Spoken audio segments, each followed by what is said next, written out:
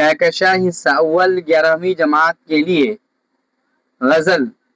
غزل کا معنی ہے عورتوں سے بات کرنا۔ غزل کا معنی ہے عورتوں سے بات کرنا۔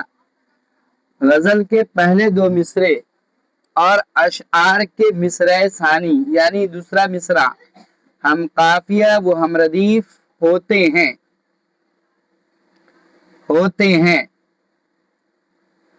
غزل کا پہلا شعر جس کے دونوں مصرے لازماً ہم قافیہ و ہم ردیف ہوتے ہیں مطلع کہلاتا ہے۔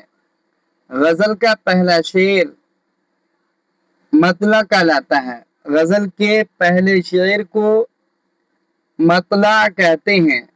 کبھی کبھی شاعر ایک سے زیادہ مطلع استعمال کرتا ہے، اسے حسن مطلع کہتے ہیں۔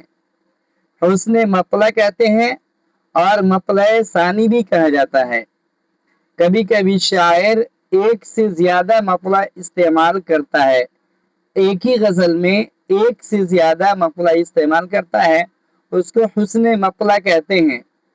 غزل کا آخری شعر جس میں شاعر اپنا تخلص ذکر کرتا ہے مقطع کہلاتا ہے۔ غزل کا آخری شعر جس میں شاعر اپنا تخلص ذکر کرتا ہے مقطع کہلاتا ہے۔ کبھی کبھی شاعر ایک ہی بحر، قافیہ اور ردیف میں ایک سے زیادہ غزل لکھتا ہے۔ ایسے غزل کو 2 غزلہ، 3 غزلہ، 4 غزلہ کہتے ہیں۔